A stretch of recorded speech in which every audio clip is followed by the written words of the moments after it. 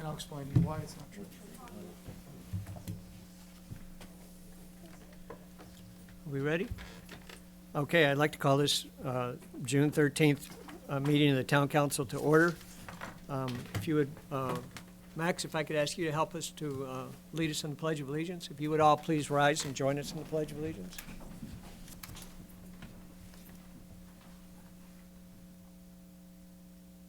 Allegiance to the flag of the United States of America and to the republic for which it stands, one nation, under God, indivisible, with liberty and justice for all. Thank you, Max. Thank you. Okay, by way of I apologize for being late. Nancy is excused. She's home sick, and we're sorry to hear about that. Hope she's feeling better soon. By way of announcements, upcoming town council meetings, Monday, June 17th, from 9 to 4 in the carriage shed at Buckley's Great Stakes, we'll be holding our annual retreat/work session. Thursday, June 27th is a regular meeting of the town council here in the Matthew Thornton Room, and Thursday, July 18th is also a regular meeting in the Matthew Thornton Room. We're not going to be having two meetings in July or in August per our normal scheduling, unless something comes up and we need to schedule something special. Eileen, did you have anything in announcements? Yes. July 19, 2019 tax bills were mailed May 22nd and are due by July 1st.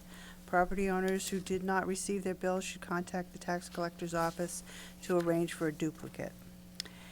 Please join us for our summer reading kickoff concert in Abbey Griffin Park, featuring the very popular family-friendly Toe Jam Puppet Band on Wednesday, June 19th at 6 p.m. This event is in partnership with Merrimack Parks and Recreation Summer Concert Series and is sponsored by the Friends of the Merrimack Public Library. Thank you. Okay. Any questions on the announcements? Comments from the press and public. At this point, if you have comments you'd like to bring forward, please come up to the mic. Seeing none. Recognitions, resignations, or retirements, we have none of those. Appointments, we have the annual review with the Ag Commission, submitted by Commission Chairman Bob McCabe. Per Town Merrimack Charter, Section 6-6, at least annually, there should be an annual review with the Agricultural Commission. This item is to highlight the Commission's significant actions, current projects, anticipated actions, and to raise any concerns the Council should know or could act upon. Bob?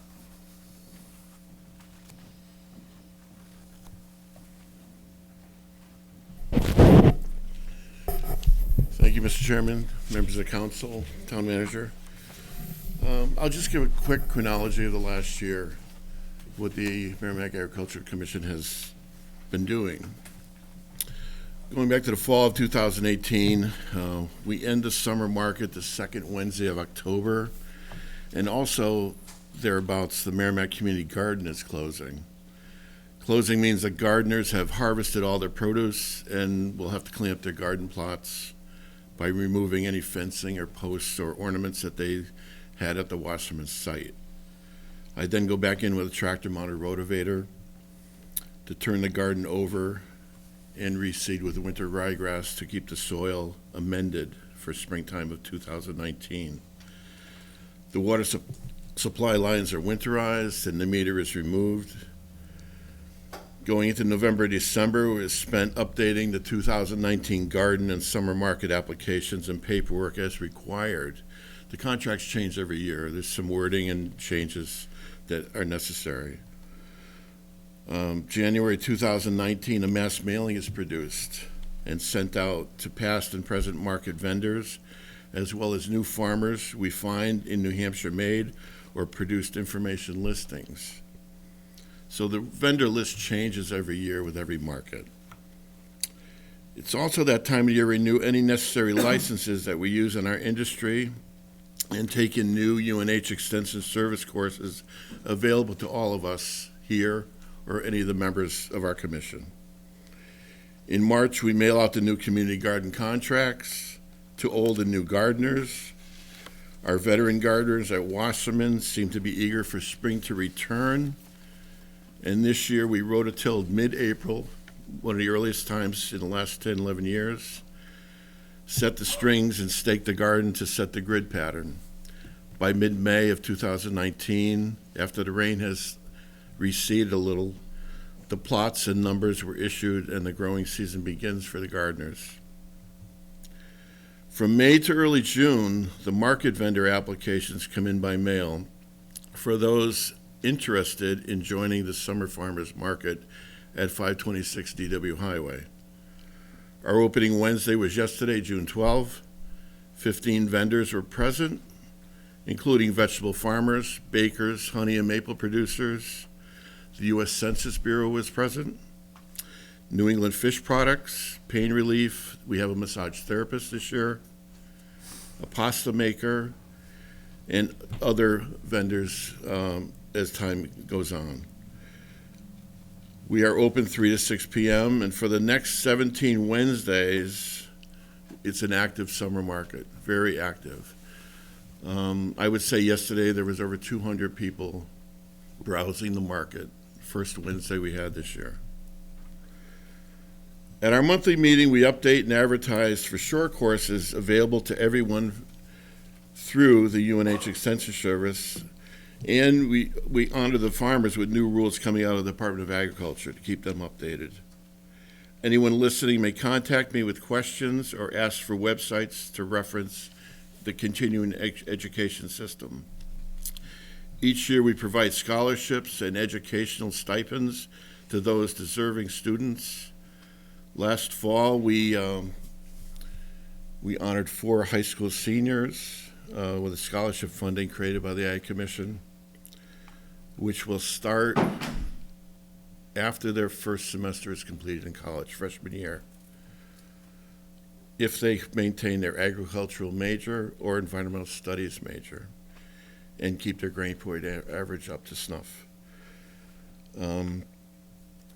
We annually also contribute to 4-H education for all the kids that go to summer classrooms in the 4-H projects, facilitated by 4-H instructors based out of Goffstown UNH Extension Service. And as always, we contribute to 11 first-place 4-H showmen who bring their animals and products to the New Boston 4-H Fair early fall of 2019. In conclusion, we're always looking for new volunteers who want to offer their time and labor for the Ag Commission. New information is always available, always becoming available, which we can offer to people with contact through me. Respectfully submitted, Bob McCabe, Chairman. Does the council have any questions as to what we're up to? So it sounds like you do a lot of good things. You do send out a couple of mailings, at least to you said old and new people interested in the garden. Do you do a town-wide advertising of some sort, or We have a trifold that we leave in the town hall a town hall? that describes the purpose and the features of the Ag Commission. It's an updated trifold this year, modified over the last one we had previous year. Gives us contact information to people interested, our Gmail accounts, my phone number. Always willing to answer questions they would have in agriculture related problems, questions. Anybody can contact me. I Right, am available. and the information's in our town booklet and all that kind of stuff for the Ag Correct, Commission correct. as well. So, I mean, there are ways people could learn about or contact the Agriculture They Commission. can always come to a meeting and learn that way too, you The know? meetings are when? Second Wednesday of every month, right in this room. We also offer short courses, usually a minimal fee, through the UNH Extension Service. And anybody can take those courses, you know, if they're interested or if they want to learn from it. There's a myriad of courses, variety-wise. Yeah. So, For example, on growing vegetables growth, or on bugs animals, dogs, cats, insects, or trees. insect control? Yeah. Department of Ag is very vast and unlimited, and This is a list of available courses that we could request, or is this stuff that Every you guys go month, through? there's a listing put out by New Hampshire Extension with some timing and meeting dates and that type of thing. And at every meeting, I give that list out on the air. And it changes month to month. For us, being active in the industry, we would normally take these classes in the fall or in the winter when we're slower. But they go 12 months a year, statewide, some are nationwide, depending on what you're looking for. I wish more people would reach out. Where, these classes are not necessarily offered in Merrimack, right? There's, No, Goffstown, Concord, up north, extension services all over the state. right. You can go across the country too to some of these classes if you want to. They typically weekend type classes, or? No, evenings, Evenings. daytime. Okay. Some weekends, day and weekends. In the past years, I've gone to Cornell for further education. They have winter meetings, which are more available to me time-wise. Sure. At minimal cost too, or free usually. But the extension service be very limited now with their money. They've been squished down, and they do ask for donations sometimes. But people interested in industry want to grow, want to propagate. This stuff is out there. People are writing grants all the time, and you go to a farm and visit a farm, and they explain to you how they did it,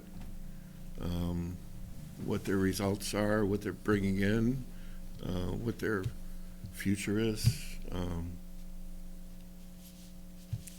Unlimited potential for people interested. These 4 seniors that we're giving money to, they have a chance to come back to us for 4 years to gather this money. I mean, we're only going to give them $500 each every year, but it's a start.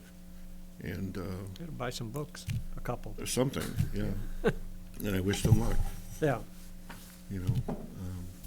Other questions?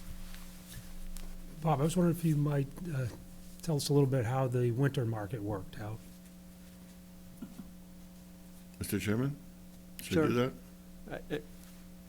I guess. I don't want to get into, I mean, if it didn't work or did work, sure. I mean, We should have a private meeting for that, but it needs help. Talk about that. did we have vendors come and people show up, or? Yeah, limited vendors, yeah. We lost money. All right, Needs help. okay. But you are running the summer market, and that's our typical idea of a growing season, right? Correct. 18 Wednesdays. It's a great market. There's a lot of interest, a lot of variety. People stop. The location is ideal. We're fortunate that the owners of the property have us there year after year. It is a good, I like the location at the vault. I think it Oh, yeah. works out Yeah, very well. we just need to spread out a little bit more around town, some of And the 5 years ago, advertising, so before we people know. went to Vault, we almost went to the new Shaw's, which they redeveloped, and that would be non-existent to us now. Where the ice cream shop is and all that. Right. So we're lucky we went to Vault. And they're very willing to have us. They provide a trailer to put our stuff in that we need for the setups and breakdowns, and plug the sign in, we use their electricity. Now, they talk clean. about expanding there. Is that an issue for you in the future, or? The expansion would be on the grass area to the right, on the north side. That's not a problem for us. Charlie and I could work it out, Okay, absolutely. good. Absolutely. So, All right. Come see Well, us. I think the only thing I can think is that it would be, we just need to reach out more to town and let people know that you exist. And, mhm. I mean, you have your sign at the vault, but if people Mhm. don't drive up and down DW Highway, they're not gonna see it, so. We are Finding some doing- way to continue to reach out is, We were in the Merrimack Journal last week, on front good. page. Loretta Jackson did that for us. Last year we did some advertising in Union Leader in the farm marketplace on Wednesdays. That's an option. Word of mouth is very well tuned. That's a perfect way to do it, but, yeah, just We do continue to talk Facebook. it up. We advertise every week for the market that way. It kind of advertises itself. You know, now that the market is actually here and the produce will be coming in time as the gardens mature, more and more people will show and be more variety. Okay. I was really impressed yesterday. They were there 2:45, Yeah. waiting to get at us. Perfect.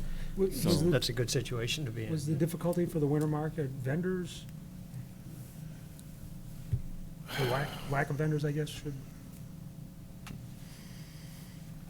Location, the price of rent.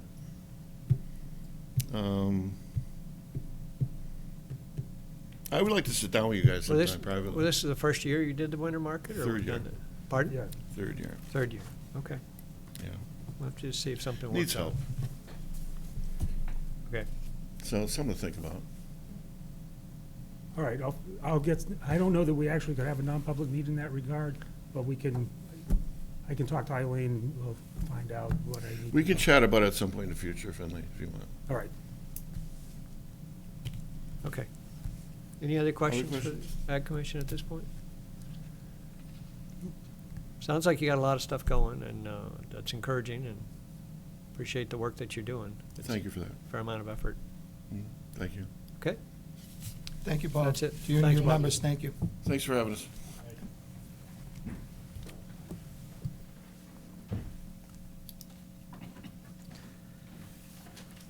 Okay.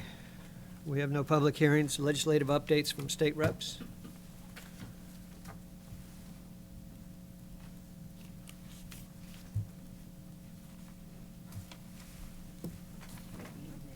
Hi.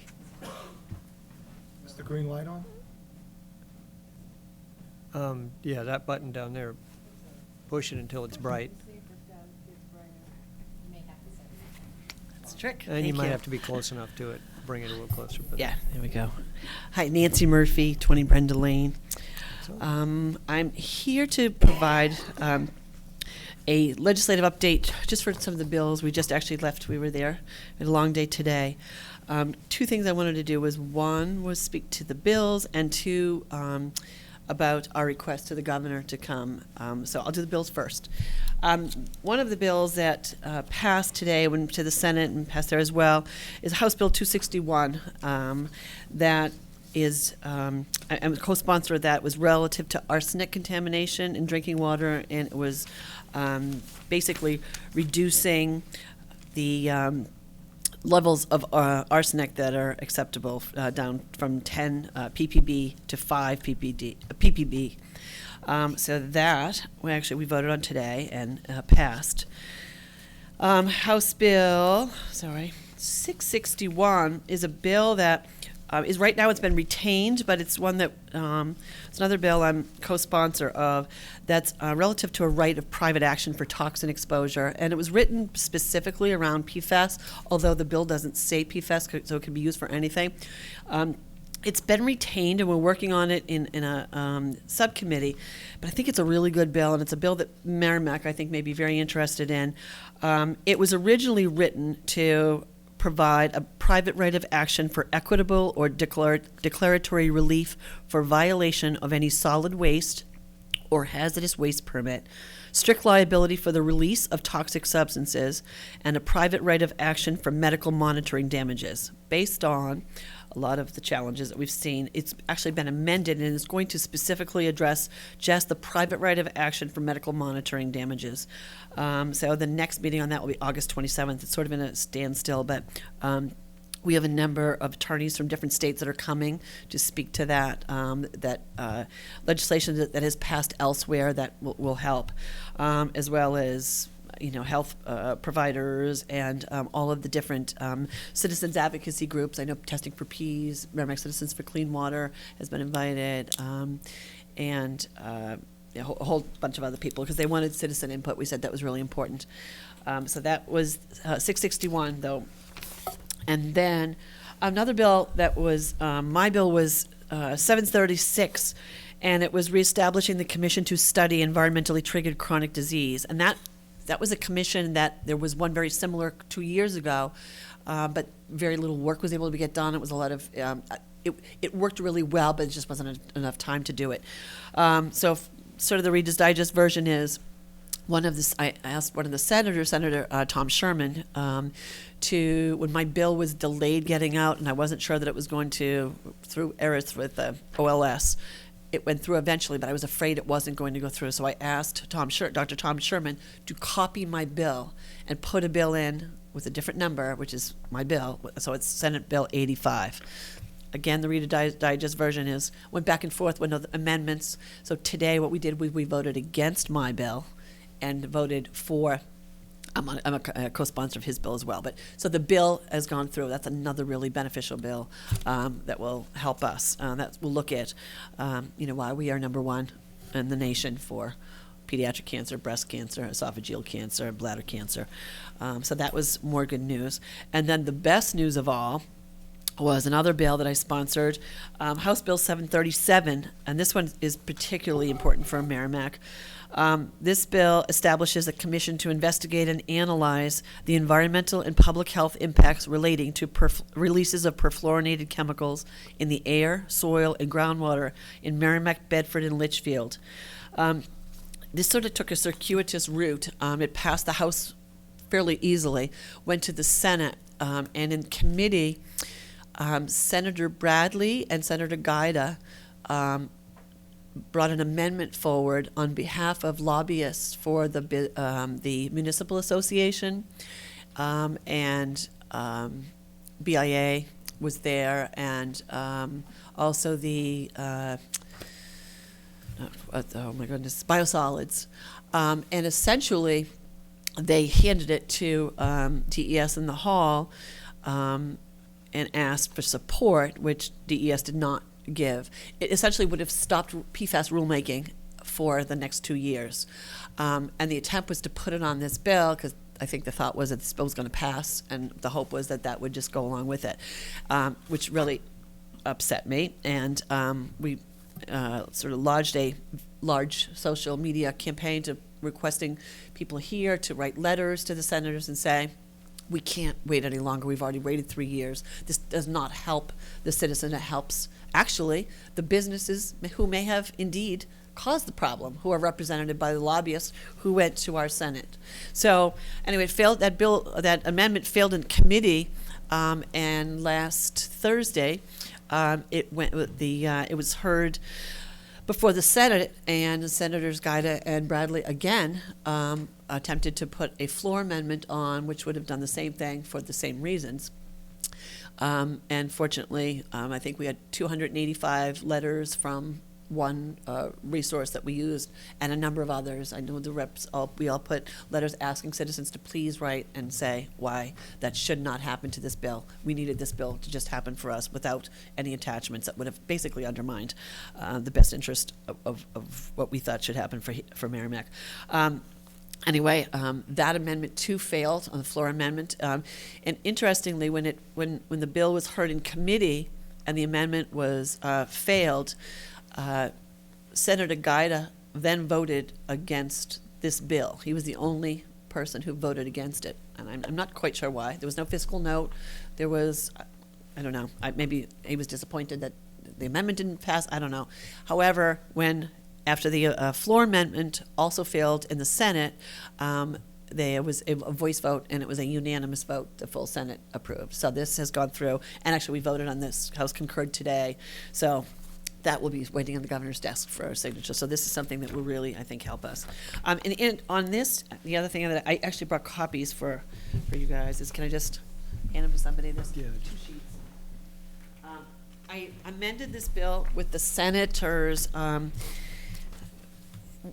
It actually has, is that the right one? Yeah, I think I gave it to you. I changed a couple of things on it when the Senate wanted to change something, and we added, there's positions for memberships to be included in the commission, and one of them is a representative. It's it's number 8. A representative from each of the affected towns of Merrimack, Bedford, and Litchfield, appointed by the governing body of such town. So that will be your decision to choose. And if you have an idea who you would like to appoint, I have to submit a request to the people at the State House that are appointing people to this commission. It won't happen right away. I think nothing's really probably going to happen until September, but they said things go much more smoothly if we have names and recommendations. So, if you may want to talk about that in the next couple of weeks, that would be awesome. And then the other thing I added to this that was not in the bill prior was 3 residents, number 9, 1 from each of the affected towns of Merrimack, Bedford, and Litchfield, who are members of drinking water-related environmental advocacy citizen organizations, which are not affiliated with any government or state agency, recommended by the senators appointed to the commission and appointed by the President of the Senate. I thought it was important for citizens to be represented rather than just representatives or town government or anybody that might get appointed at the State House. So anyway, I'm glad that is happening. I did two- How large is that commission overall? It's fairly 21 people. How many? 21. 21. Yeah, 21 people. It's pretty, and it will last 4 years too. It's a 4-year commission because we figure it's going to take that long to really, have this sort of all delineated what the true extent of the contamination and the impact on our health. And the only other thing that I was going to mention is that I've reached out to the governor in person, via email, through his staff, with his scheduler, and eventually, because they were, I think, tired of seeing me in his office, they assigned me Lisa, who is the DES, his liaison, the governor's liaison. And I've requested his presence repeatedly to come to Merrimack. He was invited, as or all of the presidential candidates, congressmen, our senator, to come and have a sort of either a listening session or a roundtable or something regarding PFAS. And to date, he has been non-responsive. His scheduler met me in the hall the other day and apologized, and she said, "I feel really bad." And I said, "It's not your fault." I said, "But please be aware that the people of Merrimack, I understand he's coming here for a hot dog event on Tuesday or whatever, the 20th," and I said, "And I think that's wonderful, and it's Thursday. great to support." My father had Alzheimer's. I am a full, I'm in great support, but I also think there are 28,000 people in this town who have been asking for him to weigh in. I know the presidential candidates have been here and have said to us, "So what is your governor saying?" And I said, "I don't know. He can't get here." So if anybody has any luck on, I just wanted to be on record that his presence has been requested many, many times, and but we don't have a response. So that's it. Okay. Thank you. Barb, you had a question? I'm sorry. For HB 737, the names of the representatives from Merrimack, when do you need that by? I would think the sooner the better. Okay. I don't have a date. I actually just talked to Representative Karen Ebel, who is putting the commissions together, and having never done this before, it's sort of on the job training. But what I understand is the sooner we get the names in, the quicker the commissions actually can happen. Because she said the hardest part is actually tracking people down who assign them to these commissions. And I think we may have, it sounds like some people don't want to be assigned, and it's, but I think we'll have people that actually are interested enough so they'll want to. So if we can submit the names, I've already asked Merrimack Citizens for Clean Water. Laureen Allen said she would like to be that representative. But, it's not that we have any control from what I guess, but we do have some input, and it seems that as prime sponsor of the bill, that maybe that'll make a difference. I don't know. So, Thank you. okay, thanks. Okay, thank you. Sure. Thank you, Nancy.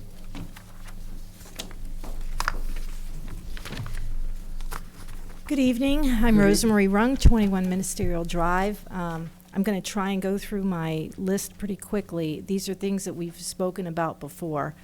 And I'll go through, I'm handing out a spreadsheet that I received from the Department of Transportation regarding the bond schedule for Exit 11.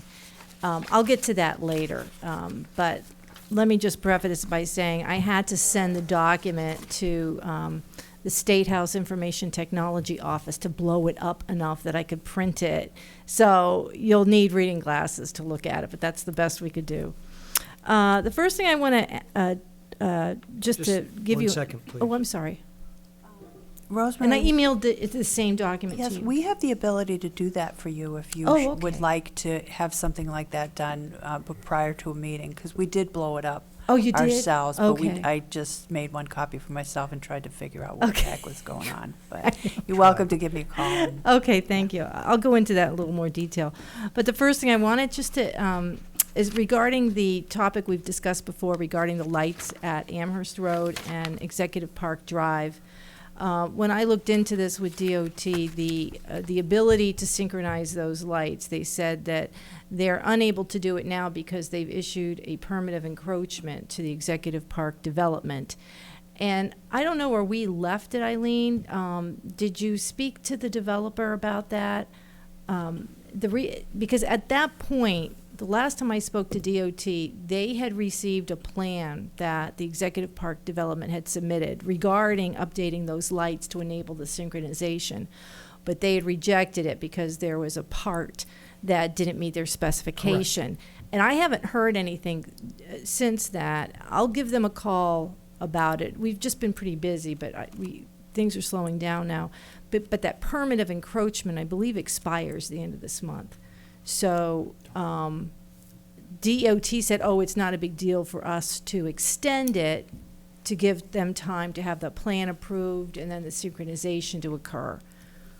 But I would want them to extend it if I know that they can do it themselves immediately as opposed to waiting 12, 24 months down the road. I mean, my opinion is That's my opinion, by the way.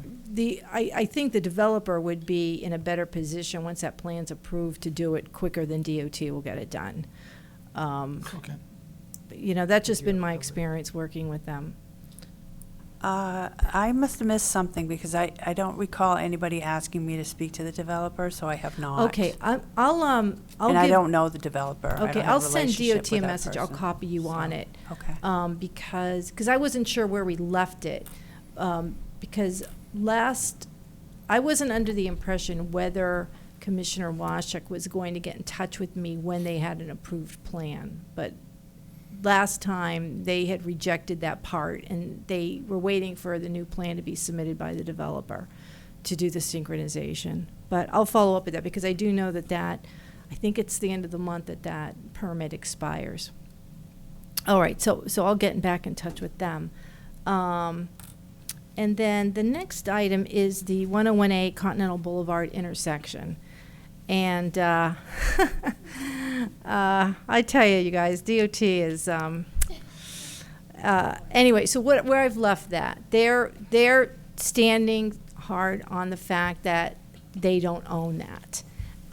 They say they have that right of way, they had that paving up on the tax map, yeah? She's talking about the connection, Yeah, PC the connection. Right. piece, yeah, the Right, long thank piece, you, yeah. sorry about that. So what I've done is, I have the Office of Legislative Research getting a bunch of information about right-of-ways and what the responsibility of the state is. And I'm prepared to submit legislation in the fall that requires DOT to maintain a right-of-way if it happens to be on a major intersection and abutting a private drive. I don't know what that's going to look like yet, but I'm waiting for the research department to get back to me, and they do a wonderful job. They'll give a full report about anything to have to do with right-of-way and state road right-of-way. So that's where that is now. And then I had a 90-minute meeting with DRA a few weeks ago, and I met with Paul about this afterwards. This pertains to the handout I'd given you, was on the tolls, the toll bonds. If you remember legislation, there's a Senate bill that was submitted by Senator Chanley to remove the Exit 11 tolls, and there was a amendment put on that, which worked with DOT, but then they testified against it, that they would remove it once the bonds have been paid off. And there was questions about when is that going to happen. So DOT finally gave me the bond schedule, which you have, and that when I presented it to DRA for some explanation. They said, well, this bond has been refinanced at least once, maybe several times. The original bond doesn't exist anymore. And every time they've refinanced it, they've tacked on more, more. I mean, I did this with my house when I had my kitchen remodeled. I refinanced the mortgage and to get extra money for my kitchen remodel. So it's I would say it's extremely difficult to have to calculate how much of the construction cost of Exit 11 still exist. I would argue that it doesn't exist anymore. But, so there's the handout. I'm hoping Paul might be able to make some sense out of it. I can go back to DOT, but I spoke to Senator Chanley about this, and as I think I mentioned last time, that bill was retained by the Public Works Committee, and they are very, very hesitant and essentially told me that they are not going to approve any legislation that just benefits one town. And they also said they're not going to approve anything that takes revenue away. We don't care how unfairly it's leveled. We are not going to pass a bill that's going to lower our revenue.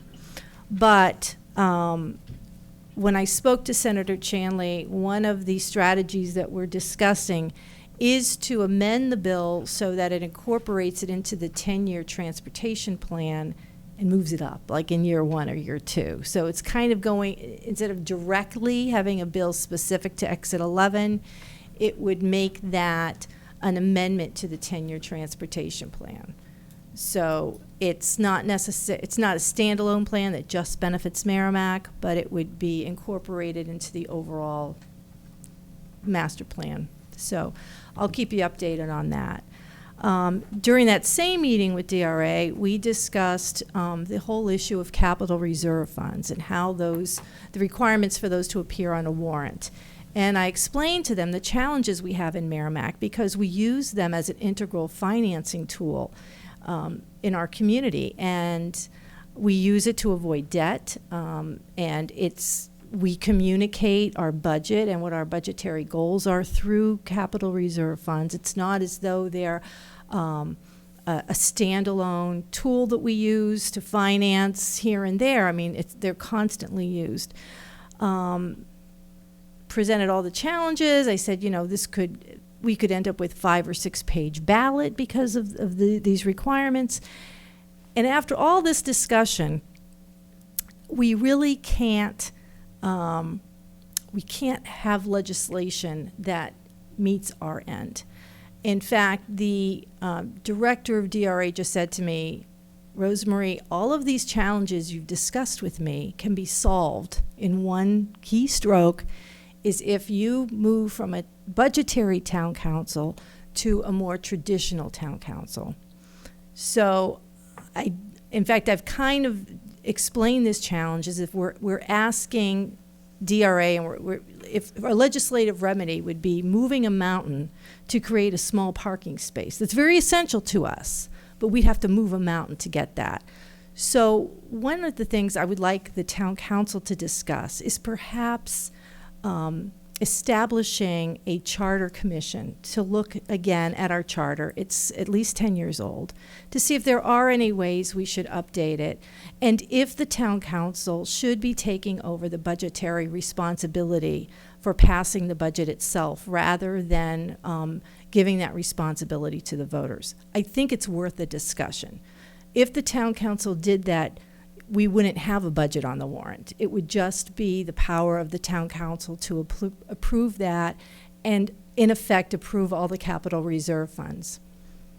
So, I don't know. It might be worth. Might be. And then, it's worth a discussion. Yes. So, when you're having your retreat, it might be something.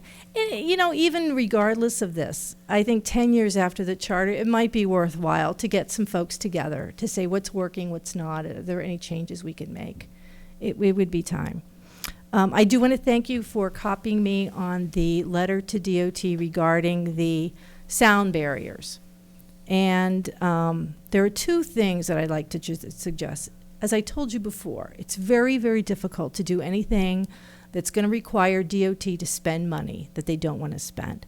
So just putting up the sound barriers, requesting them, I don't think is going to have a positive outcome. But there are two things we can do. One is to retest. If you remember, the citizens that live in the Clay Street area actually had a retesting done to show that the DOT had made, their consultant had made a mistake. And I'm wondering if the town, if there's someone maybe in DPW or some consulting engineer that the town engages with that can do some retests in those neighborhoods where we want sound barriers. Because it could be very, it could be likely that there was a mistake made. That's one thing. The other thing, if that still doesn't happen, one of the legislative remedy that would work is to go in by statute and change the formula the DOT uses to qualify areas for sound barriers. Because right now, there's a very specific formula with decibel changes, number of impact, I forget the name, what they call it. It's essentially the number of homes that experiences decibel change. And I know in my neighborhood, we would have to have twice as many homes in that neighborhood to meet the threshold of that formula. But if we find that that formula isn't meeting our needs, one way would be to change it. And I think we would have to do that legislatively. I do not think DOT would willingly change that formula. So that's where that stands. And then the last thing I want to talk about is the House has set their schedule for legislative service requests. These are, an LSR is when we submit our intent to file a bill, and we describe what the bill's about, and we get co-sponsors. That process begins September 4th and ends September 20th. So if there are any bills or legislative remedies that the town council would like to put forward, please let me know, or any of the other state reps, let us know. Likely, I would submit that to the Legislative Research Office just to see if there's existing statutes or any conflicts that would pose. But once that work is done, we would submit it September 4th or, during that time period, and one of the attorneys would draft it, and then it starts through the process. Great. So any questions? Peter? I'm just still, I guess I'm a little bit annoyed, when I'm hearing that the DOT has refinanced the debt service on exits 11 and 10, and they're saying they don't want, they want to, they don't want to give it up. Yet, I guess it seems to me it's almost like they've been disingenuous about the whole process to the town. And our residents. And I just find that really disturbing, especially in light of they had representatives come in to offer us somewhat of a deal on taking over Continental Boulevard and Industrial Drive in lieu of releasing these, or closing these tolls. So the whole process, just to me, leaves a bad taste in my mouth. Yeah, one of the things I would like to ask, probably Eileen, if I could come in sometime and look at the historical record regarding any meetings that were held between the Turnpike and the Board of Selectmen at that time with that agreement. Because for us to get any relief at Exit 11, I'm not optimistic it's going to come directly from DOT. But the Public Works and Highways Committee is very influential. They work a lot with them. And if they had evidence, like they are going to get with this bond schedule, I think they can be persuaded if they realize that we've already fulfilled, that commitment's already been fulfilled per an agreement that was made initially. I think if they could see evidence or minutes or letters that stated that the Board of Selectmen agrees to the accepting the tolls at Exit 11 until the bonds get paid off. If there's something like that, it would go a long way to furthering what our ends are. Eileen? There's one document. Mm-hmm. The town council paid an attorney several years ago, maybe 8 years ago, to put together a binder of every single piece of paper that he could find related to this. So there's a very comprehensive binder that's about this thick. And in that binder, there's one letter from the former town manager of Merrimack who said, not on behalf of the council, but that we understand that this is a method by which they may be paid. Okay, Tolls may be paid. That's the only, there's no agreement okay. at all, none. Because in testimony at Public Works Committee, DOT stresses that. Even the meeting I had with them with Shannon Chanley, they have repeatedly saying this was the agreement that the town of Merrimack made, that you would accept these tolls as long as we built that exit. Sorry. Have they produced this agreement? Yeah, as soon as they can produce that agreement, we'll. Yeah, we'll set. and you're right, it took me a long time just to get this, and it Yeah. was in an unreadable format. And I still, I mean, I'm hoping Paul can explain what this means, but there are multiple areas where it's been refunded, which is refinanced. So Yeah. it does, and I've looked at correspondence I've had with them, and they've really skirted around that a lot. They haven't out and out misrepresented it, but they haven't been forthcoming with the fact that that original bond doesn't exist. Barbara? Agreed. I was going to say, yeah, it was the only bond out there that they could tack another charge onto, so let's use it and do it, which is what they did. So I agree with you. Yeah. Also, you know, if you're ever bored and you're driving from exit 1 north on the Everett, you'll notice that DOT keeps saying that, well, you know, it's the only town that's getting any privilege by having the exits. But if you're driving north on the Everett, you'll notice that there is an exit for Hollis and Amherst. You know, there's one for going east to Epping. You know what I mean? So all along there, just look at the signs, and you'll see coming north of Nashua that there are all those exits. So we're not the only town that's benefited from having exits on the Everett. Exactly, and my point has been that for the first 14 miles of the turnpike from the state line to exit 10, everyone benefits free. No one pays for the operation or maintenance of that area of the turnpike but Merrimack. And then you get to the Bedford tolls. But Director, or I think he's a director, Washuk, told me that it is, I asked him point blank, do you consider this fair? He said, no, it's not fair, but life's not fair. So it's been very formidable, yes, to say the Yep. least. No, I was just gonna say that I believe the Everett Turnpike begins beyond exit 7. So we do have exit 8 that was new and part of that process. And I don't know where it gets up, but I think it's the north end of Manchester, and we've had exits up there. I think the first few exits are not part of the Everett Turnpike. I may be mistaken, though. No, I think they are. I think it begins, I don't think it's at the state line. It may be like 100 yards north of the Okay. state line. It might be just past Spitberg Road or right before Spitberg Road. Well, if you go up that way, you see the road is widened. And if you're going southbound and you're getting off at Spitberg Road, you notice how wide it is, because there were tolls that were supposed to go in.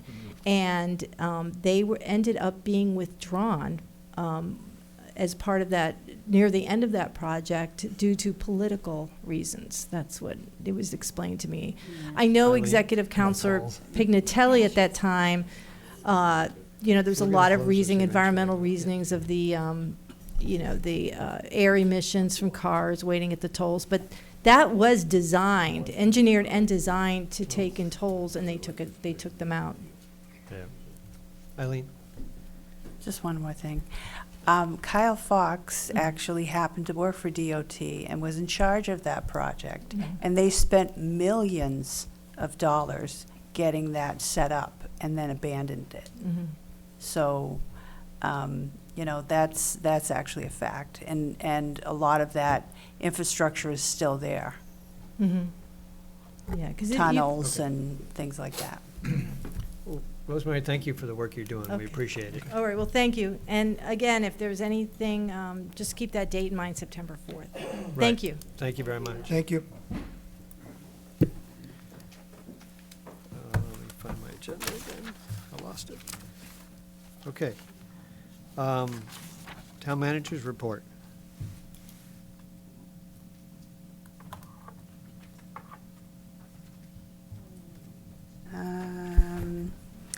The library is now designated as a passport acceptance facility. Those wishing to apply for a U.S. passport can schedule an appointment with one of the acceptance agents on site. Please visit the library's website for more information. It's actually been very popular so far since they've done it. Thank you. Any questions for the town manager on the town manager report? Seeing none. We have no consent agenda or old business to cover tonight. What I'd like to do, with permission from the council, is move number 2 forward and allow Scout Max Townsend to move forward with his project, if that's okay with folks.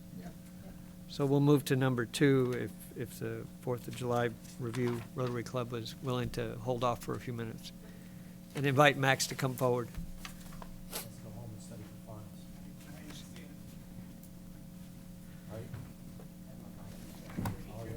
You're all done? Yeah, you might get kicked back out. Hello, my name is Max Townsend. I'm with Troop 48. Well, I Yeah. think he turned it on. You could hear him. Just be a little closer. Thank Okay. you. My name is Max Townsend. I'm a Life Scout in Troop 48. I live at 28 Maidstone Drive, right next to the middle school. And so this will be my Eagle Scout project idea to present to the town council. So for my idea, in Wasserman Park, over by the tennis courts, there's an old wall ball court. And right now, the wall ball court is doesn't look too good. All the wood is warped. And so what I would like to be doing is to put in a new wall ball court. But then the court also fits the dimensions for pickleball. I have a little video later explaining pickleball for those of you who don't know. But I would also like to put a wall ball or a pickleball court in there as well.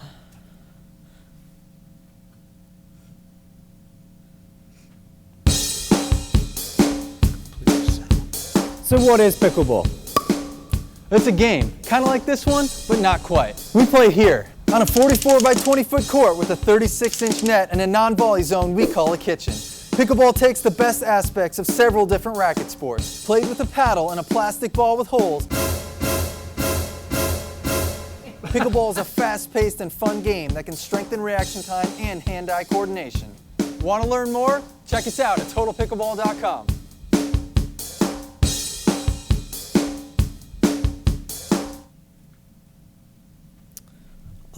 So basically, pickleball, what I like to say is like a mini kind of tennis, if you will, but played with a paddle. And it is rather new, but it has been becoming really popular. And I think it would be a fun little bonus, if you will, in there with the wall ball court. So, if I can interrupt you, Yeah. what does it take to have a pickleball court versus a tennis court? Is the net the same, and it's just a matter of striping No, the so court? it's a different net. It's a lot smaller than a tennis court. But what I will be having is a little removable net in there with wheels on the bottom, so you can just wheel it. Well, I'll have the lines like taped out, but then just when the players desire the pickleball, then they can just wheel over the net, and then they can just move it out when they would like to play wall ball. But does it end up superimposed upon the tennis court, or do you end up striping a different area? Or So I have a map. I believe it's in a little bit here. I'll go. So that little orange area is where the current wall ball court is, which I'll be doing it. So there is space in between the tennis courts and that. I'm pretty sure it's fenced off. So it's not part of the tennis courts. So, Okay. I That don't mean answer your to question? interrupt your presentation, and No you're problem. doing a great job. Thanks. But I'm also curious if you could describe more what a wall ball court is, and how that's different than just a practice wall behind the tennis court, or if it's just the same thing as what I always grew up with, was a wall that you could bounce tennis balls off of in practice. yeah, that's what I'm going for. It can have multiple uses, just, Okay. whatever the person would like. All right. But is a wall ball a game or something other than just practicing with a tennis ball, or is that sort of the same thing? I guess it can just kind of be whatever. But, yeah, just like if they'd like to bounce a tennis ball back and forth, or if they'd Okay. like to play a game. Bill, did you want to add to that? Well, just kind of dovetail off of Max, back when I was Max's age. And I know. And Finley was there to provide color. We had a wall ball court at my schoolyard, and we used it for stickball, for fast pitch stickball. I used to throw my lacrosse ball off of it to work on my lacrosse skills. Street hockey for a kid to shoot a tennis ball or one of the plastic hockey balls off. So that basically it's to create the sensation of shooting at something or throwing at something and just have the ball come back in return, as opposed to throwing it off of a brick wall or using a pitchback, the net webbing with the springs. So tennis is another good racquetball, squash, handball. There's a lot of different types of things that the wall could potentially provide to different users. So it's not just limited to just whacking a tennis ball off the side of it. There could be other things that users can take advantage of using the wall for. Okay. Thank you. And so then, also as part of my project, I wanted to do a little more than that. So I will also like to put a split rail fence behind the playground area in Wasserman Park. And that is that blue strip back there. There's a playground, and then there's some ball fields there. And right now, there's nothing there, and there are some bushes hanging out, some thorn bushes, and there is quite a steep drop off there that I believe has rocks at the bottom. So this is the current state of the wall ball court. So on that front side of the wood, you can definitely tell it does need some repair. And on the back there, I will still be using those metal poles to put my wall against, but I will be putting in a whole new wall there. And then this is the behind the playground area. And so in that third picture, the picture all the way to the right, it's kind of hard to see, but just a little bit past that grass, there's a drop off there. Especially where this area is frequently visited by children. It's not the safest place to be. So this is my budget. Looks like a couple things got shifted around, my bad. So the biggest part of the budget will be the split rail fence, costing around $900. Plus, and then there's also the cement. So it'll be the bigger half of my project. And then the wall ball court, or the wall ball / pickleball court, will also be in there. And then at the end there, I also put in an extra $50 for anything that comes up later that I might not think about. So yeah, so that puts me around $1,800. So for fundraising, what I was thinking of is for all the concerts that are in Abbey Griffin Park this summer.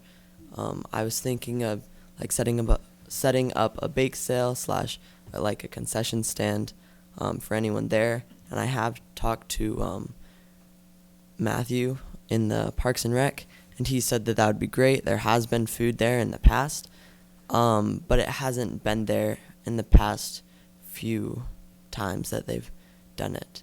So I'd like to do that for my fundraising.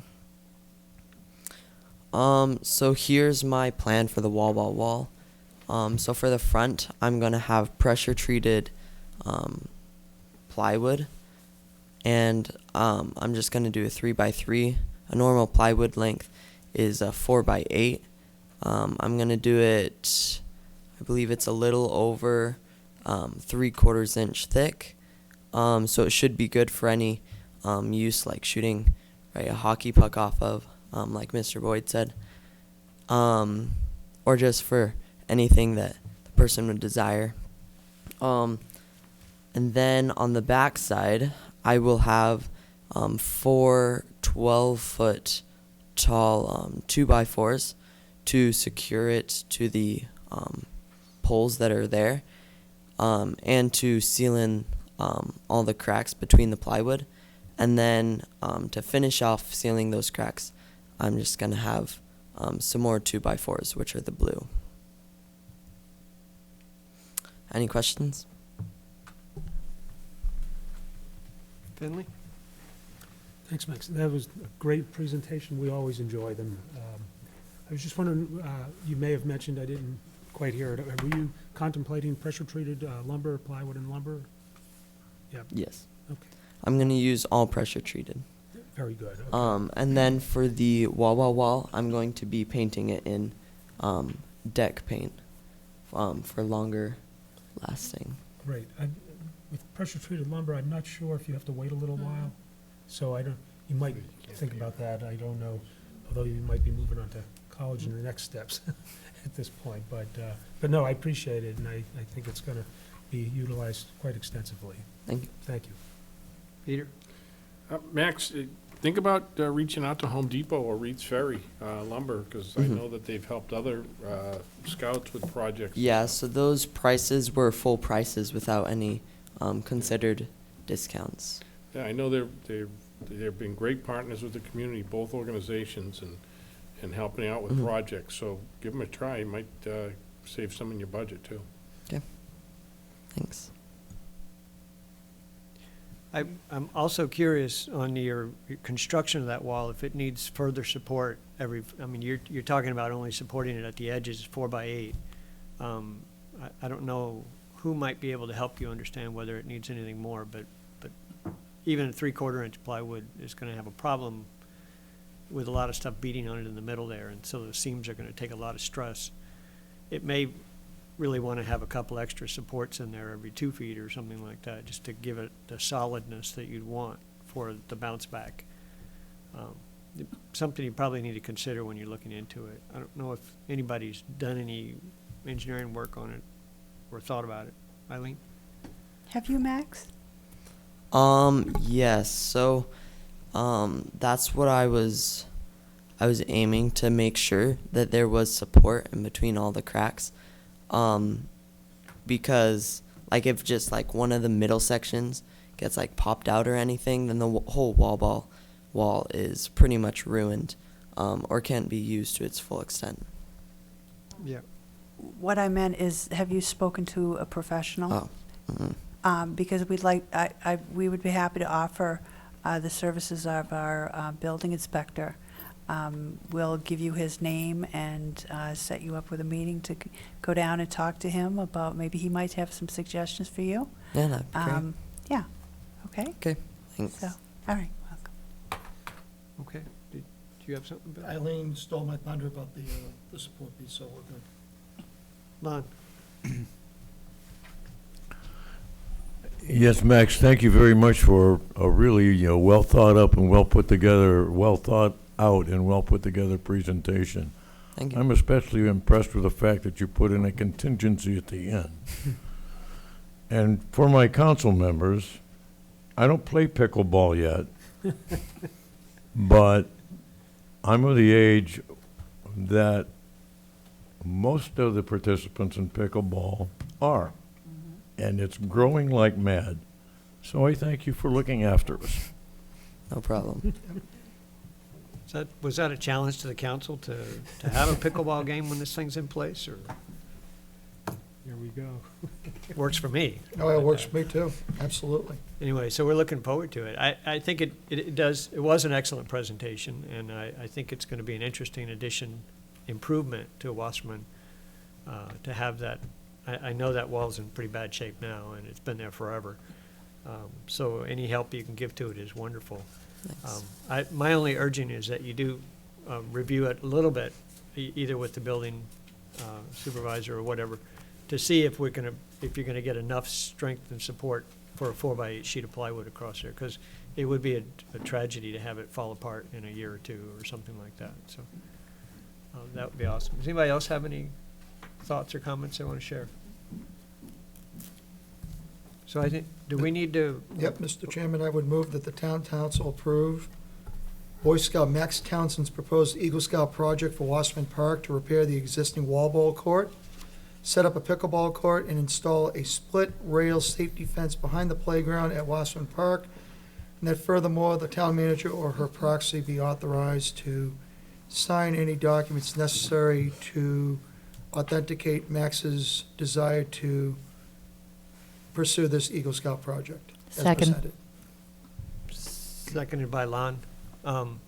I would like to add, if you haven't already, have you been working with Parks and Rec Committee and/or Matthew Kasparius on the whole planning and the extent of the fence and stuff like that? Yeah.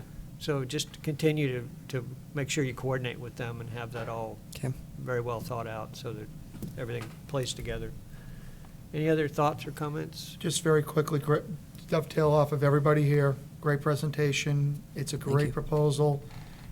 You should be very excited and proud of putting some good thought into making one of our crown jewels at Wasserman even better. And it's going to be a nice little legacy for you once this is all said and done. So thank you very much. Thank And you. the community thanks you as well. So I look forward to the finished product. Okay, we'll call for a vote. All those in favor of the motion signify by saying aye. Aye. Any opposed? Any abstaining? Max, that passes 6-0-0. We appreciate your efforts and encourage you, and thanks for coming to talk to us, and Yeah, we look thank forward you. to the results. Good luck.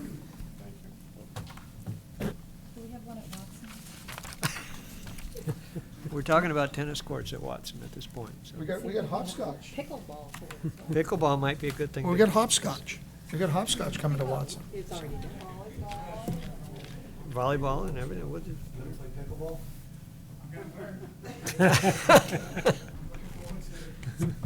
We're going to go back in order now to the Merrimack 4th of July review from the Rotary Club.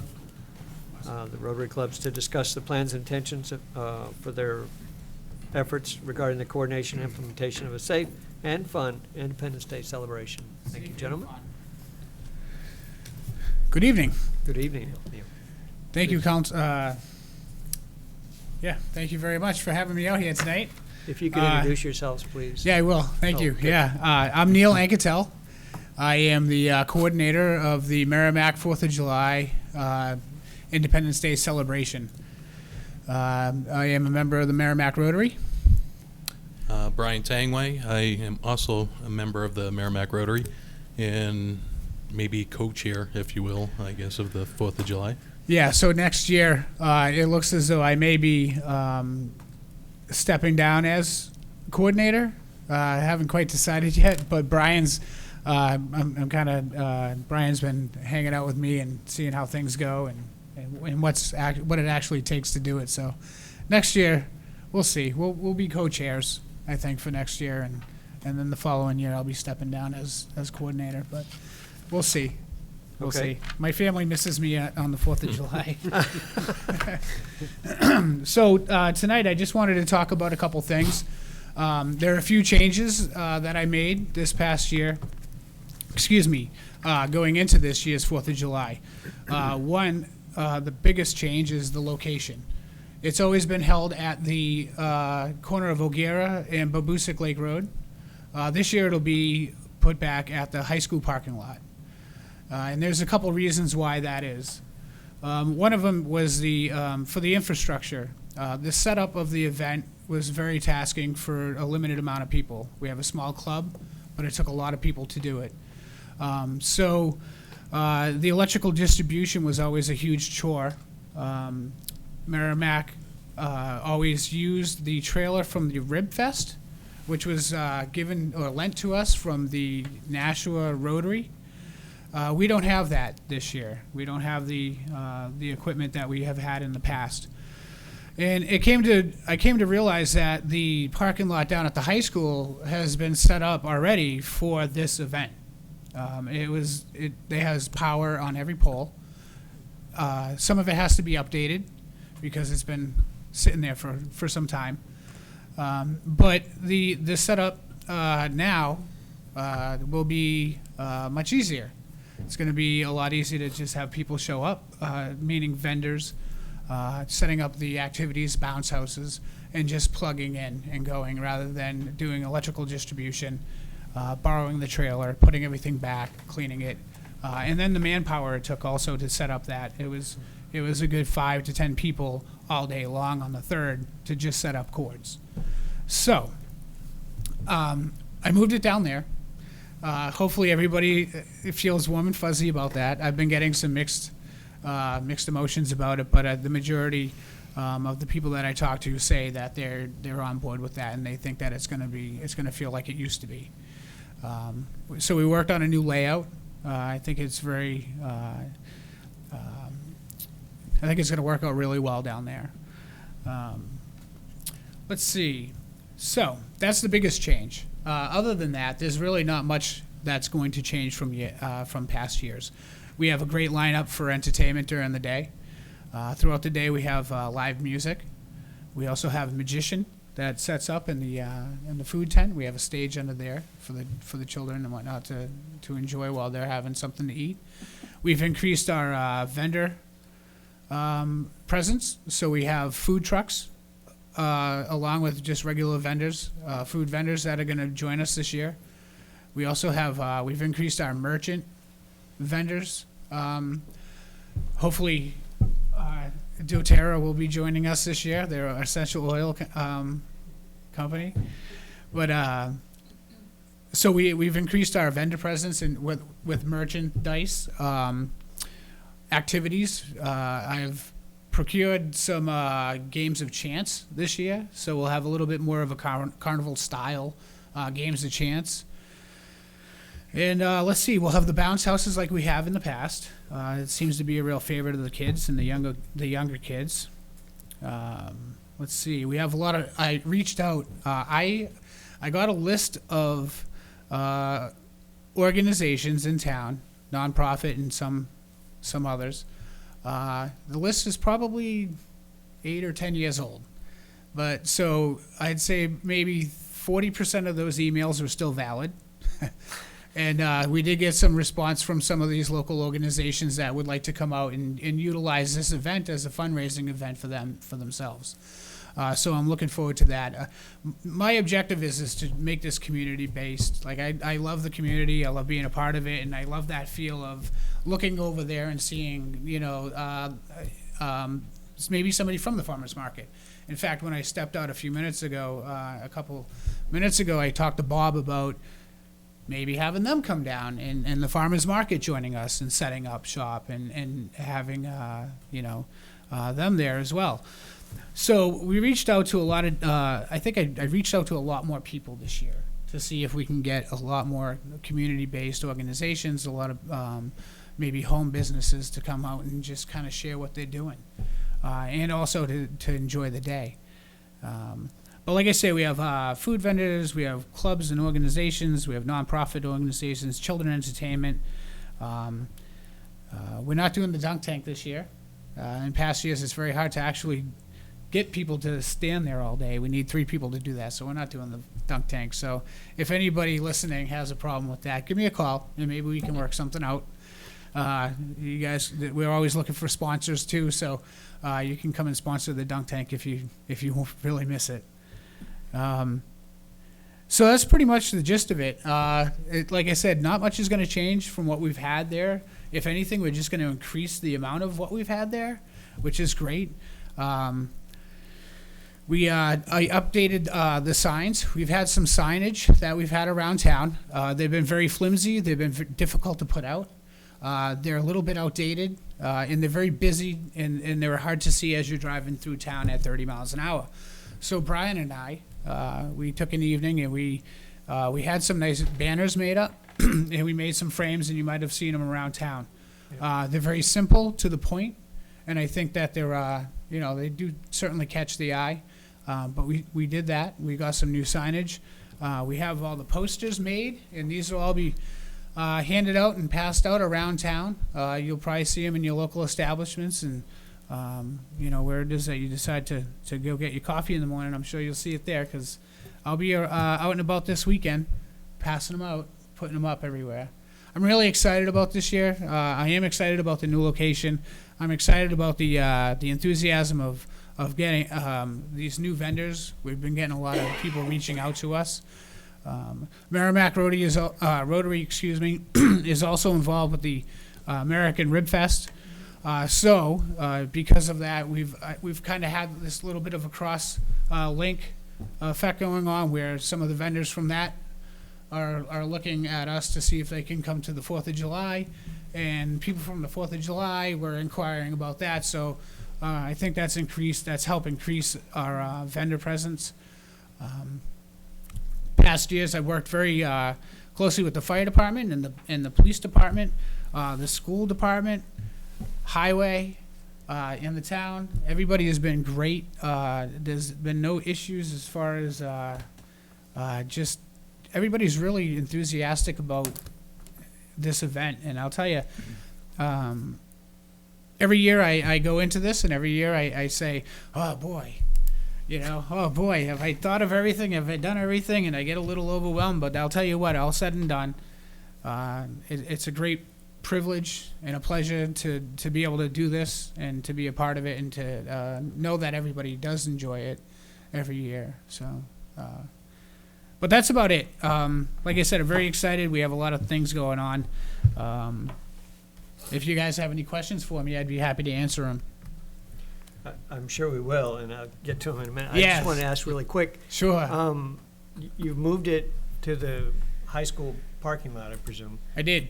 You haven't talked about your timing or schedules or anything relative to pancake breakfast, whatever the events are, and then the fireworks?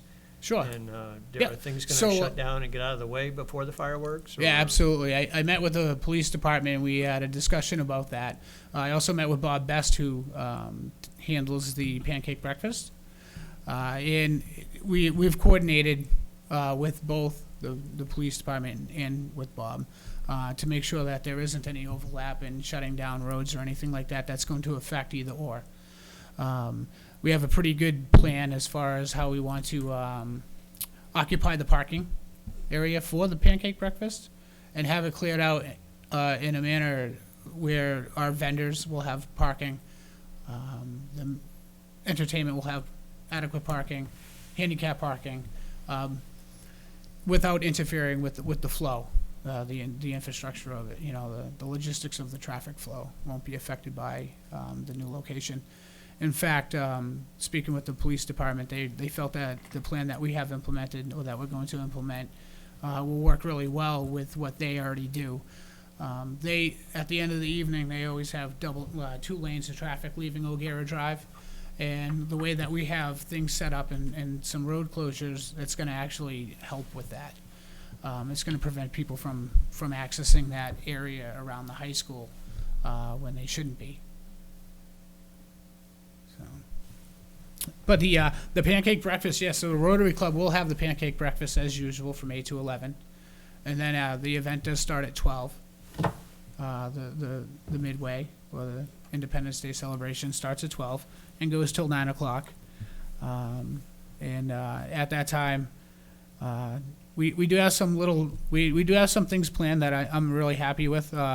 In past years, we've coordinated the start of the fireworks with the singing of the Star Spangled Banner, and we've had rockets, red glare, and bombs bursting in air on cue during it, and that was really nice.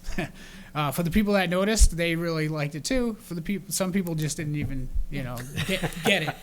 But but I think hopefully they will get it this year, because we're going to be doing that again. We have like I said, we have so much help from the community and from all the departments in the town, and it's just a great pleasure to meet and talk with everybody and know that everybody is on board to help facilitate this great event. So, anything else, Tom? Well, I guess you could. I'm still unsure of how you're going to handle your event's going to run till 9. Fireworks are at 9:15 or 9:30 or something like that. Yep. A lot of people last year were sitting in that parking lot, Sure. watching those fireworks or parking in the parking lot to do that. Yeah. Are you still up and running with your bounce houses and all this kind of stuff at that point in time, or That's a great up question. until 9 o'clock? Yeah, so the event runs till 9 o'clock. So at that time, we'll still have lights on and whatnot so people can exit the area. Yeah, we'll be shutting things down at 9 o'clock. Yeah, Once people show up at 8 to start grabbing spots in the parking lot in the past. Yeah, so we designated half of the area, half of the parking area, immediately in front of the high school for the event. What I came to realize was that in past years the event was spread out so much. It was really spread out. It was it felt sparse, if that's the right word. So what I did was I made it very close, very tight, a little more congested, if you will. It's going to have when you turn around, you'll have something right there. Everything is kind of right there. So I'm utilizing about half of the parking area designated for student parking, just in the immediate front area. The other half is going to still be available for the residents to sit, pull up a chair. Pretty much from what I understand from the police department, it's the same area that they use now or have in the past.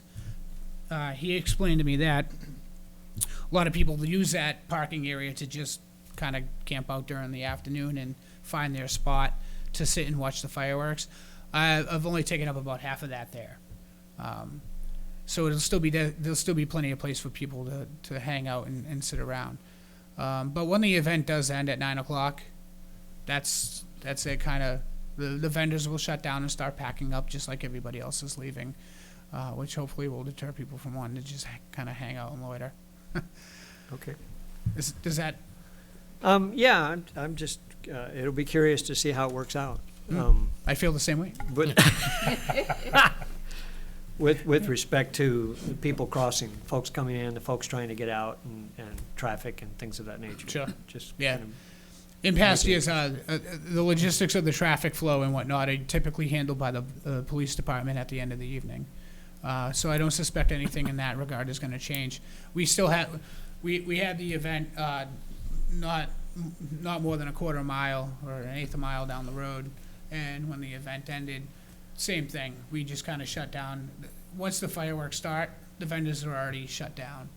The bounce houses are deflated. There's no need for people to be hanging out, and people camped out quite a bit in that field right outside the school across from the police department there to watch the fireworks. And it's kind of like a natural instinct. Once the fireworks are over, people leave and go home and they find their way.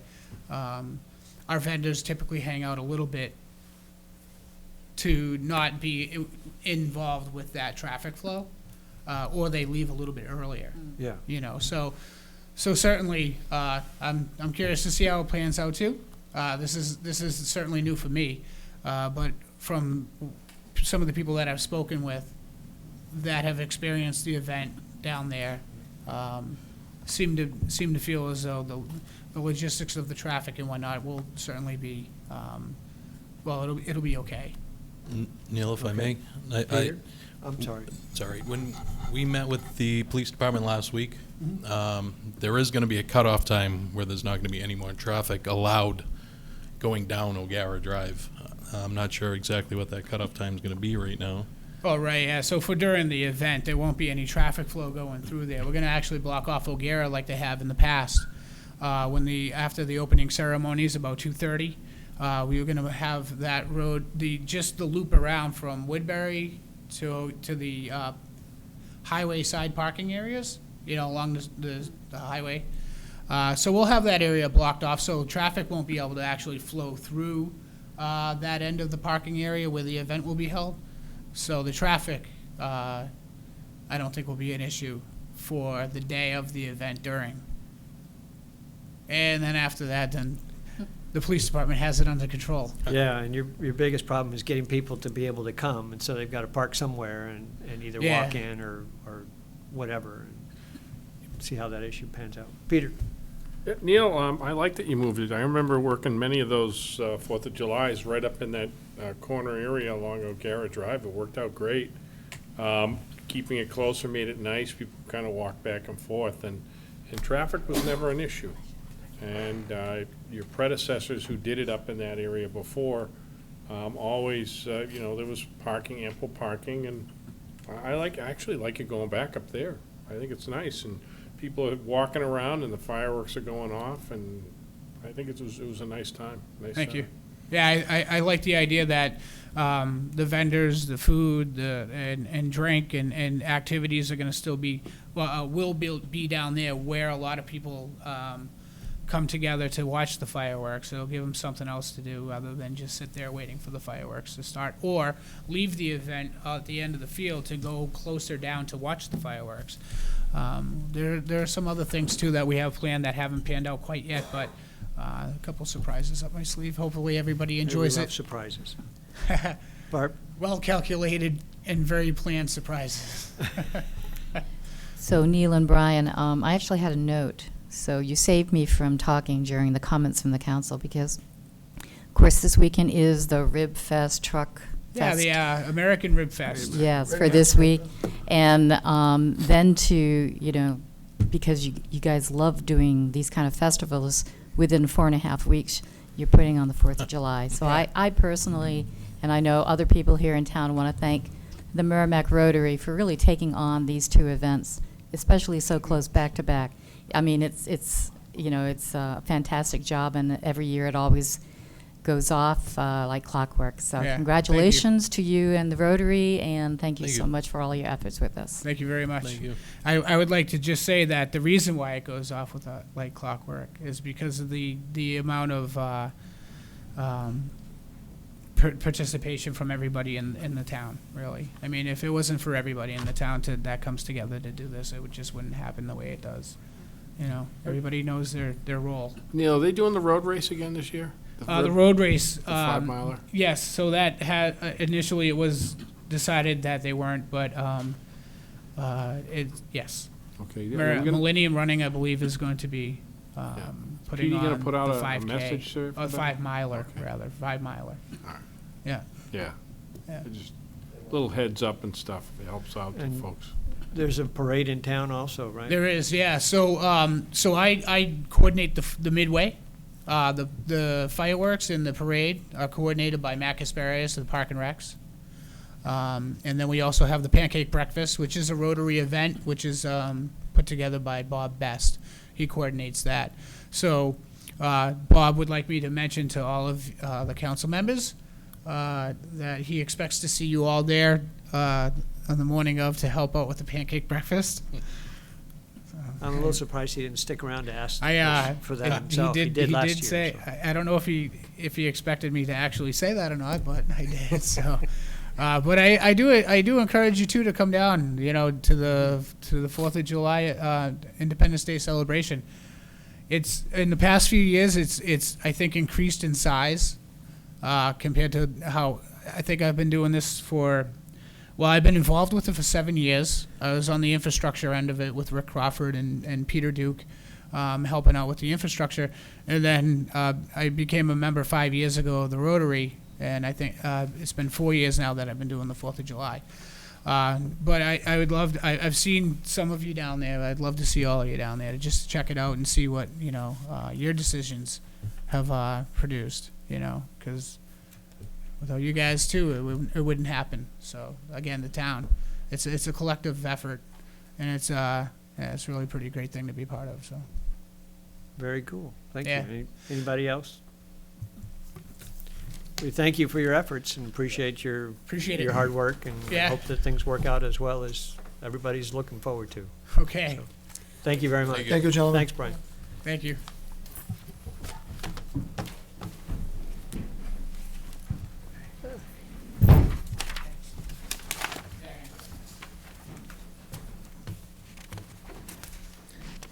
Okay. It is amazing.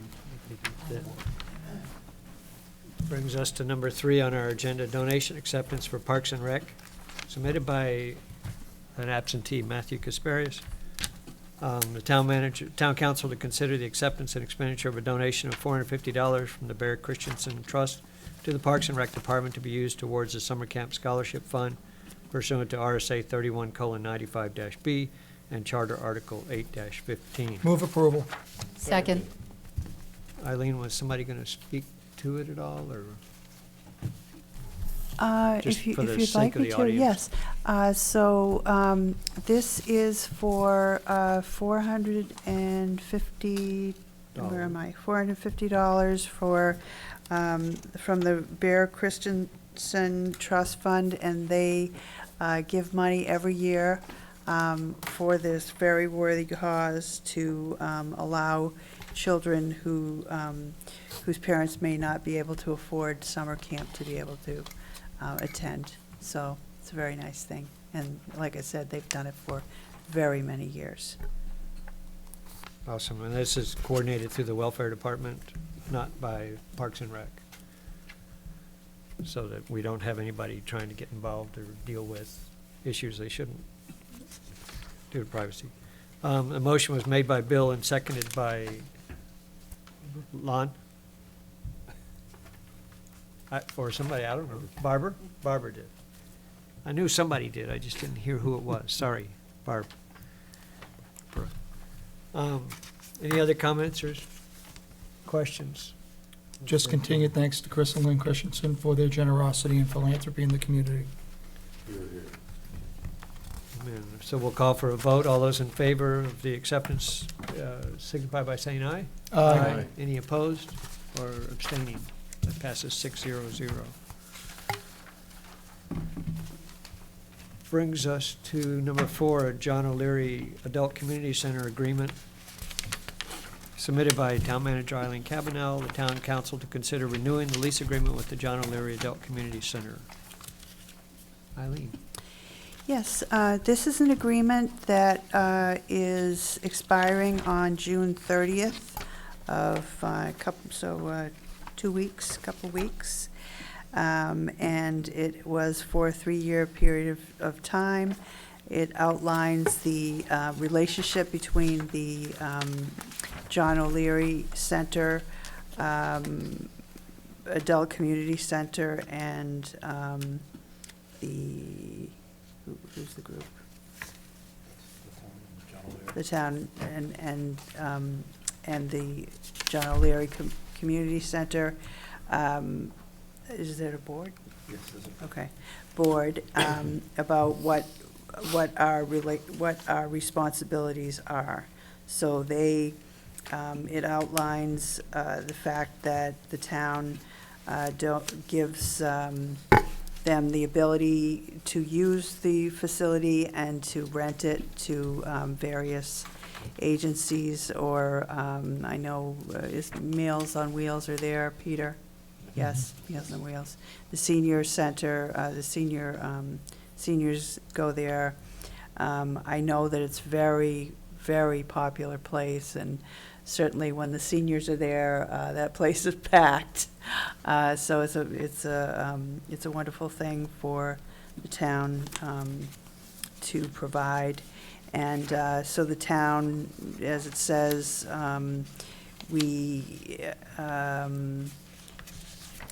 we do some of the repairs, and they do some of the repairs, and they provide insurance, et cetera, et cetera. So the only thing that I have that's different from this is that a couple of days ago, I got an email from, and it looks like you all did too. Yes. From Steve Dembo, who is the person that is their staff person, asking for a couple of additional things. One, he wants us to shovel the walkways and the stairs, and he wants us to do landscaping and attend to overgrown, abysmal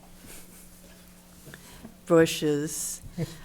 So, and that's basically what he would like to do, to add to the agreement, I assume. So what you've given us here in our packets is the old agreement that expires. Do we need to challenge you and Paul to come up with a new agreement that might incorporate these two requests from them, or If what's that. your recommendation? Yes, absolutely. I don't see anything in here that needs to be modified from our perspective. So if you are amenable to having the town workers do those things, then we'll put it in the agreement and bring it back to you to have it approved. Okay, thanks. The number 14 on the agreement that talks about them providing financial statements, is that being done, or? They, the town give, the John O'Leary $22,576 a year, approximately. 22,000? 22,000. Okay. They are not, to do an audit would cost almost as much as what we give them. So what they've been doing, they have kind of an audit committee that they grab a group of people and they audit invoices. We get to see their bank statements, we get to see their financial records, and they give it to us. So we don't get a formalized financial statement from an auditor. They give it to my department, and because my deputy and myself are both CPAs, we go through it, we look at what their audit committee does, and we make sure things are happening the proper way. And we're comfortable what we get from them. Okay, I wasn't asking for an audit. I was just, we did put it in there that they are responsible for explaining how they spend the money that they do get. I know we're pushing other organizations that are more than 10 times larger to do an audit. And so I just want to make sure that we're evenly requesting people behave. We do ask for it, they do need it. Okay, great. Any other comments? Peter?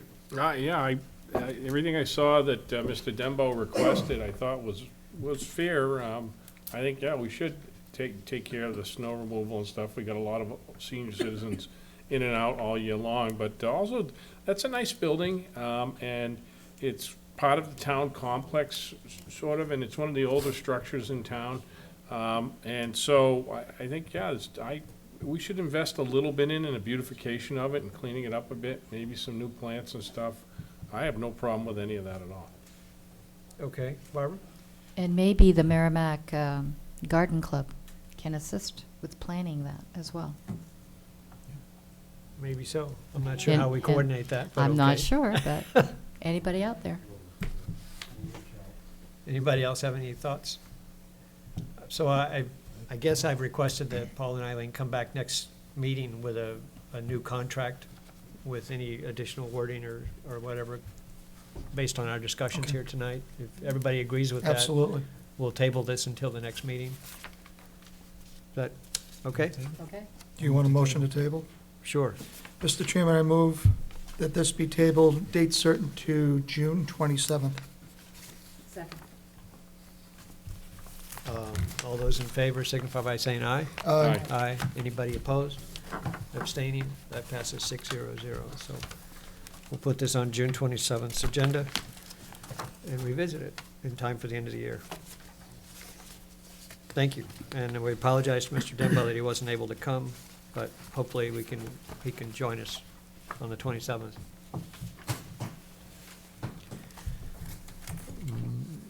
Moving right along. I lost my minutes. Oh, we have minutes to approve from May 15th and May 23rd. Mr. Chairman, I move the town council meeting minutes of Tuesday, May 15th, 2019 as presented. With the changing of the name from Wednesday to Tuesday? Correct. Thank you. Was it Tuesday or was it? Oh, I thought, no, you're right, it's Wednesday, I It is a apologize, I Wednesday. misspoke. Okay. It's correct, I apologize. So as presented. Does anybody have any additions or changes that they'd like to make to those minutes? Hearing nothing now. Paul? I wasn't in the state. So it says you were here? Yes. Wow, how did I miss that? Sorry.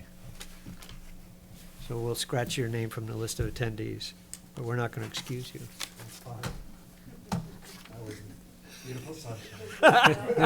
There's no excuse for that. Oh, well, there is, but just because I couldn't be there. Okay. Without further objection, anybody, all those in favor of the minutes of May 15th, signify by saying aye. Aye. Aye. Opposed, abstaining. So with the correction of removing Paul McCallie's name. Abstain. Abstained? I was excused. Well, that's true, but, okay. That's 501 with Barb Healy abstaining. Thank you. Okay, we have minutes for the 23rd. Mr. Chairman, move the town council meeting minutes of Thursday, May 23rd, 2019 as presented. Second. Moved by Bill and seconded by Barb. Does anybody have any comments, changes, additions, subtractions, deletions? Seeing none, we'll move to a vote. All those in favor signify by saying aye. Aye. Aye. Anybody opposed? Abstaining? Nancy's not here to abstain. So that passes 6-0-0. Which brings us further down our list. Comments from the press? Comments from the public?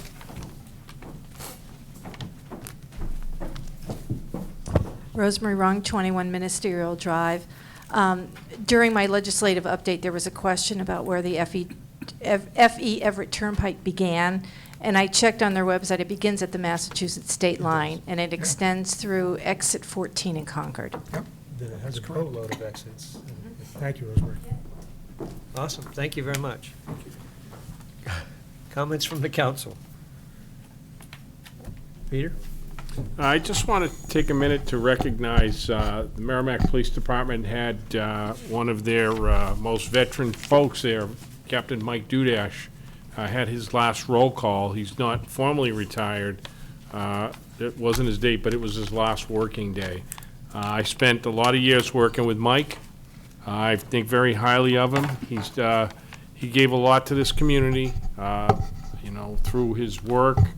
He was heavily involved in the community policing process, being a local boy. He started here at 20 years old as a special officer and then worked his way up to the ranks of captain. And I believe it was 34 years total. Yeah, 34 years. 30 plus, yeah. And his family has roots here. He did a fantastic job. He's going to be missed over there. I wish him luck and happiness in his future endeavors, and say thank you for your service. Thank you, and I would agree. Thank you very much for your service, Mike. Anybody else? Bill? Thank you, Mr. Chairman. In light of Max Townsend's presentation regarding Eagle Scout, an Eagle Scout project, this didn't come before the council, but it involves one of our Boy Scouts at the St. James Methodist Church. It's Wesley Bowling. He is currently doing an Eagle Scout service project involving Camp Allen. And what he is proposing to do is build wheelchair accessible picnic tables for the campers at Camp Allen, which I think is a wonderful idea. His fundraiser is a spaghetti fundraiser at St. James Methodist Church this Saturday night from 5 to 7 p.m., $8 for those over the age of 12 and $5 for those that are 12 and under.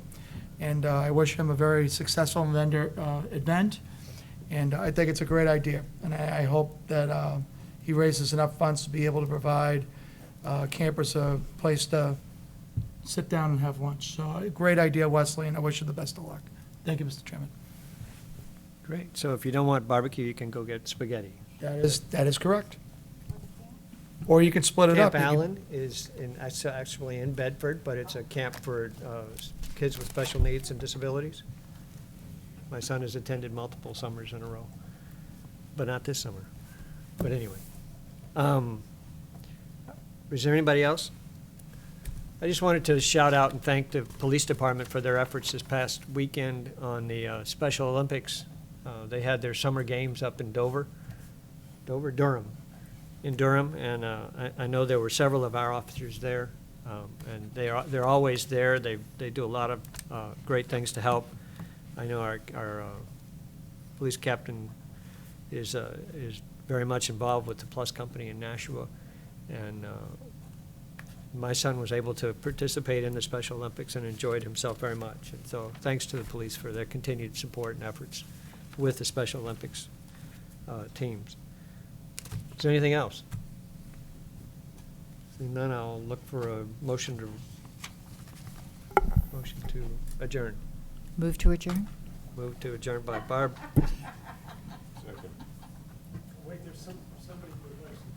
Do we have anybody else wanted to add a public comment? Showed up a little bit late, like 3 hours. It's the Diamond Did you Man. second? Lon seconded it. All those in favor of adjourning signify by saying aye. Aye. Aye.